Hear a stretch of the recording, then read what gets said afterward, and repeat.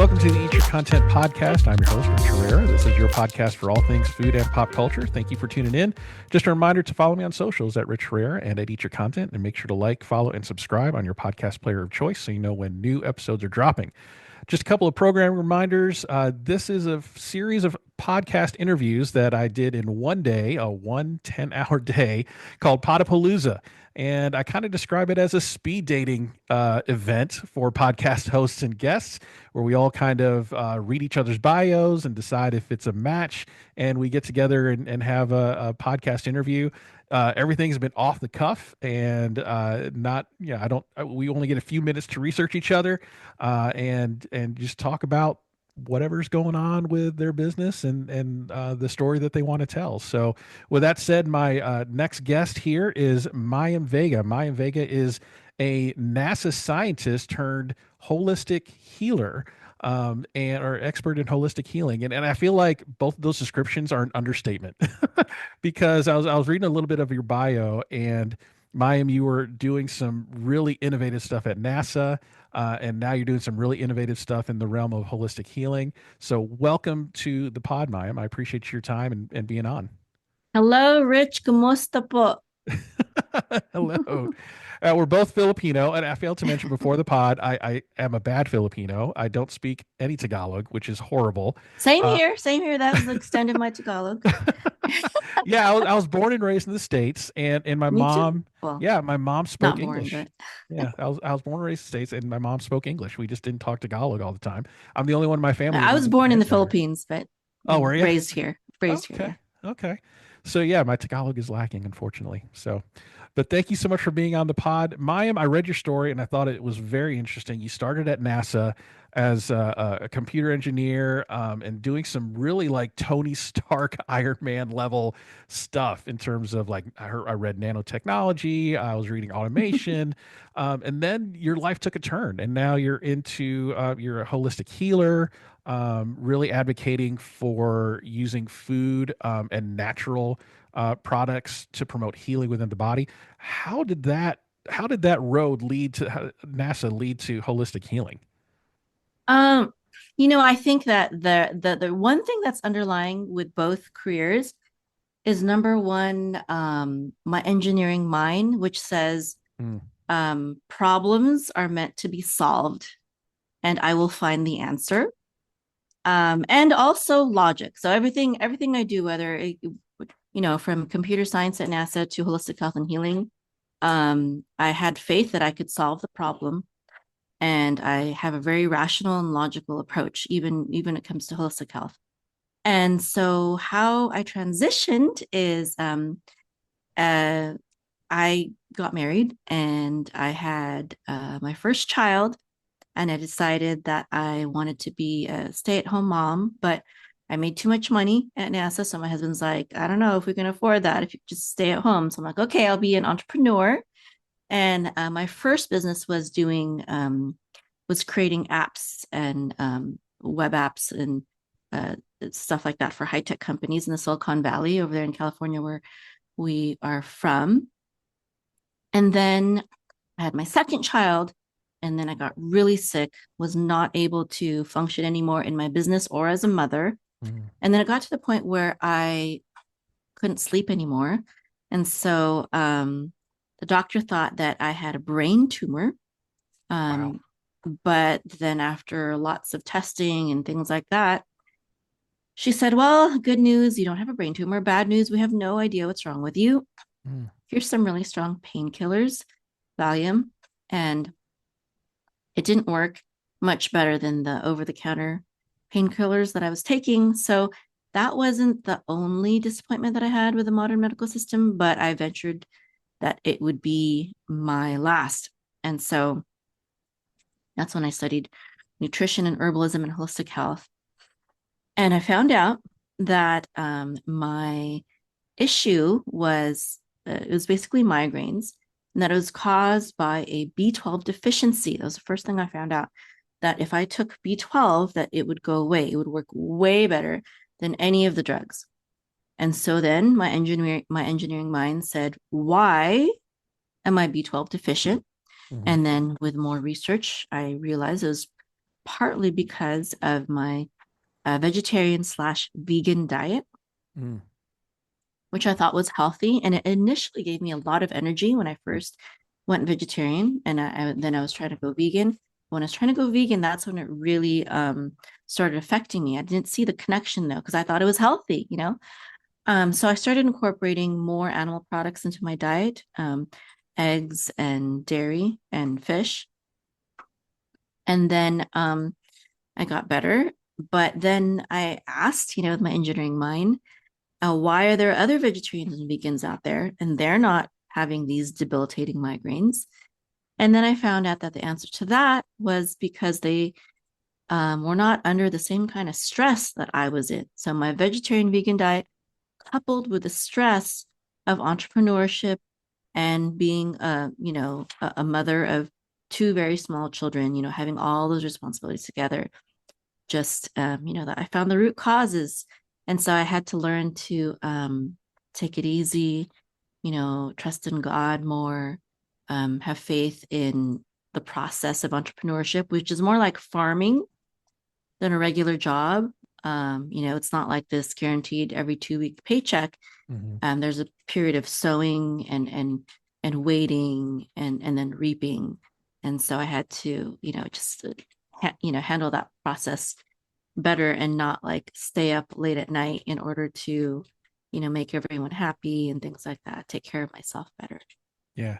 So the word you keep using is engineering, and it's interesting that you kind of viewed the human body, specifically your body, like you do any machine, that it is a machine, right? Yeah. And it operates at a certain optimal level, and it takes certain things for a Needs machine certain to inputs. needs inputs for your body to operate, right? Just like a computer needs certain things for it to operate, your body needs certain things for it to operate, and everybody's different. So you found out that your body needed some B12 and that the vegan diet that you thought was healthy wasn't so healthy for you, whereas in other people, it has no effect on them. And I thought it was really interesting that you kind of took that approach. I mean, not I'm not that smart, so I would not have figured that out. And I think a lot of people have that dependency on quote unquote Western medicine because maybe they don't research into their body a little bit more. So what advice would you give to somebody that, isn't a NASA trained engineer to look at their body as you do as a machine to try to figure out how to fix it without the dependency of taking a whole lot of drugs and frequent hospital visits? Well, I think that knowledge is power, knowledge is key, and the things that I teach in my school. So I have a certification program through my school, aruka.com, the Holistic Life Academy, and I teach people these principles of holistic health and healing. I have a certification program for naturopathic herbalism. And, we teach the fundamentals of holistic health, detoxification, nutrition, orthomolecular nutrition, herbalism, and life stages and leading killers. And here's the thing. I think it's ridiculous that we spend at least 12 years of our life in public school and we are not teaching our children, we're not teaching our citizens of our country how to take care of their body. I mean, isn't that more important? Mm. And people complain, oh, we don't even teach them how to balance a checkbook or how Right. compound interest or loans and credit like that. Yeah, that's important, and I agree that there's a failure in that too. But we learn about the science of astronomy and uh, uh, general biology and chemistry, physics, all these things, but we don't learn them in a way that applies to our lives and keeps us healthy. That's ridiculous. I mean, that's just so like crazy. That should be the primary goal of our education, is to take care of ourselves and our future, and our children, etc. So I really feel like, the key is knowledge. And the Bible says, my people perish for a lack of knowledge. And I believe that has to do not only with biblical knowledge, but knowledge in all things, knowledge in health, knowledge in relationships, how to have a good relationship, how to communicate well, things like that, just very basic things. I think that these should be taught in public school, really. And because they're not, that's the whole reason why I have my certification program. Yeah, and you talk about high school. We all took biology in high school, right? But it was very generic, and the food pyramid is what everybody needs to abide by, but that doesn't really apply to every single type of person, right? And the food pyramid itself was controversial in the past and funded by some agricultural groups that wanted to push, certain types of foods. Hey, put this in there, and so you can't necessarily really trust it in that sense, and it changes all the time. But to have that type of teaching in a public school to where learn your body, listen to your body, here's some other things that you can do and stuff like that. And you mentioned faith. How much and I read in your bio that you have a strong Christian faith, and how much of that faith steers your research into holistic medicine and steers what you accomplish and learn and teach in your program? Yeah. Actually, I was Christian. I grew up Christian, but I became an Orthodox Jew later in life after several children.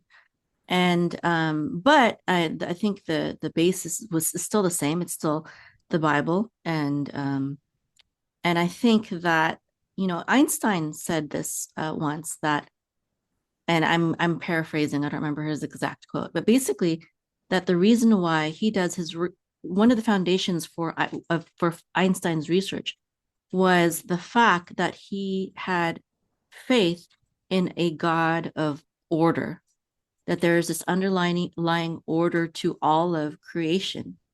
And I believe that too. I believe there's order. And because there's order, there's steps that can be taken to get us from point A to point B and back to point A if point B means disease and pain and sorrow and things like that, because of the orderly nature of the whole entire world. And so I think that faith also plays a part in my determination. Just I believe in a God that is good and that wants the best for us. And because of that, also, I believe that, if we pray, it's prayer is good, and prayer is helps to channel the divine and gets our mindset right. But then the next step is action. And action, a prayer without action, I think, is incomplete. Is like it's like a wheel that's half made. And so just faith that prayer plus action will lead me to success really propels me to find the answers to whatever it is, whatever problem in my life. I was nearly divorced my husband, a few times. And there's a lot of challenges in my life. And that wasn't my health experience, my health crisis. That wasn't the only.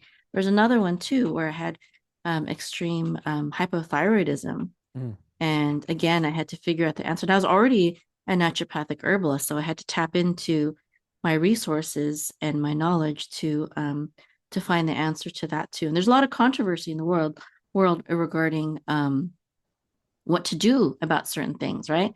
Like the Hmm. cancer issue. Like, some people say, oh, do this, and other people say, no, no, that's dangerous. You have to only do this. It's like that with a lot of things. And it was like that with my hypothyroidism. So I had the faith that God would lead me to the right answers, and he would help me to discern what was right for my body and what wasn't.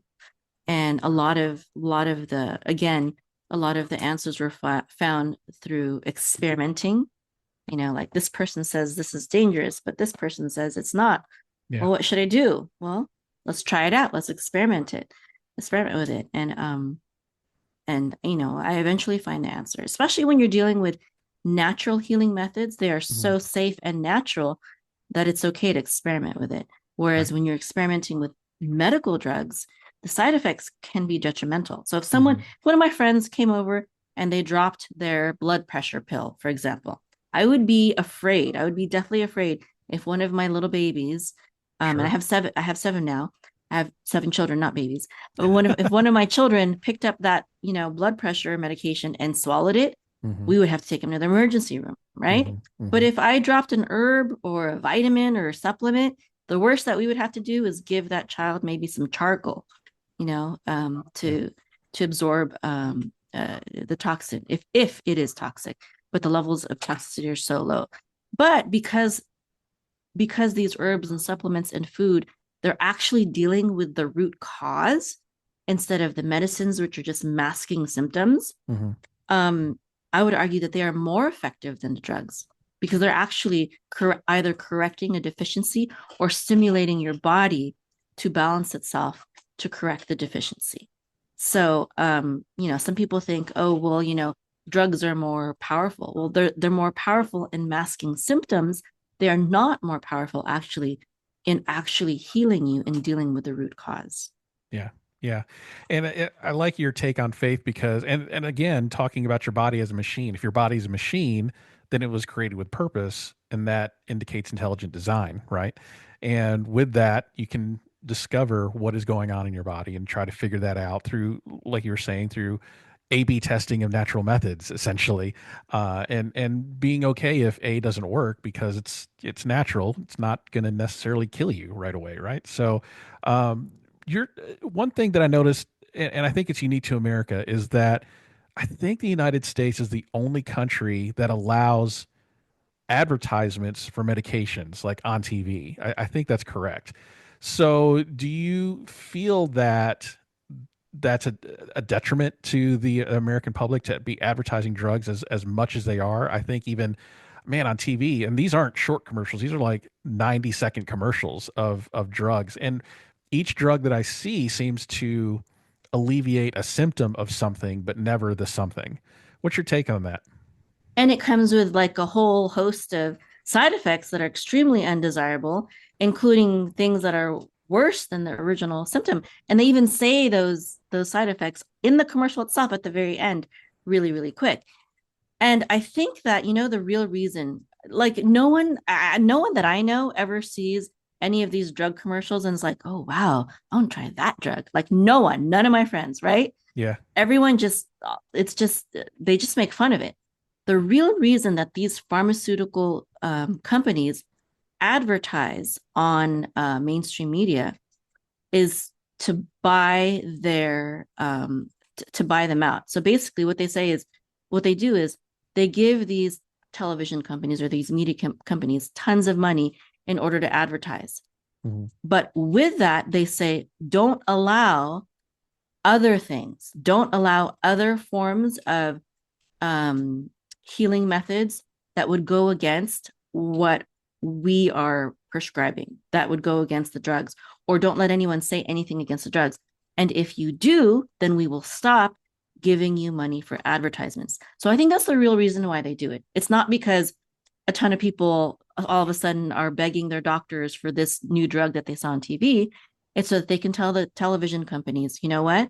You want our advertising money? You better not let people who are anti-pharma or pushing holistic true remedies say anything. Don't let anyone say they can cure this or blah blah blah that. And I think that's the real reason why it's there. And it's appalling. It's ridiculous.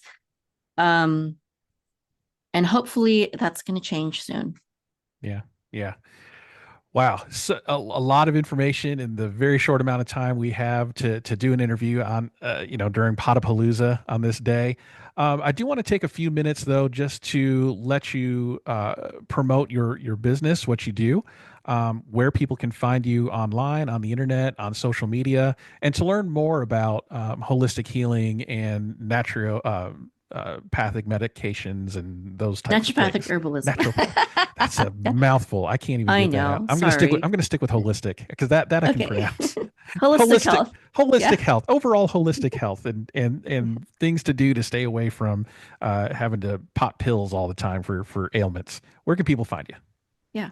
So my website is aruka.com, ARUKAH.com. And basically we offer a holistic healer certification program. And we teach naturopathic herbalism. That's the bulk of our program. I already said, everything that's in it. And also holistic life coaching and online business and marketing. And the life coaching aspect is there because that really helps people with the mindset and spirituality aspect. The body, mind, spirit is the holistic way, right? So the life coaching helps with mind and spirit. And then the online business marketing is there, exactly because of, what I was referring to before is when you're a holistic healer, you're not going to be hired by a hospital to work, right? You have to become entrepreneurial. You Mm-hmm. have to pave your own way. And that's why that is part of the program. And my students include people with medical backgrounds, such as doctors and nurses and nurse practitioners and medical technicians, nutritionists, etc. But the majority of my students are have no medical background. They are just holistic minded. They've had their own disappointments with the modern medical system, and they believe, like me, that this is the true way to achieve holistic health and healing. So it's really open to anyone. Nice, nice. So check her out online at aruka.com, ARUKAH.com, to learn more about holistic healing methods and holistic life coaching. Very interesting stuff. Thank you so much for being on the pod. It was fun talking to you, and I appreciate all the information. Thank you so much. Okay, thank you too, Rich. Bye bye. Thanks.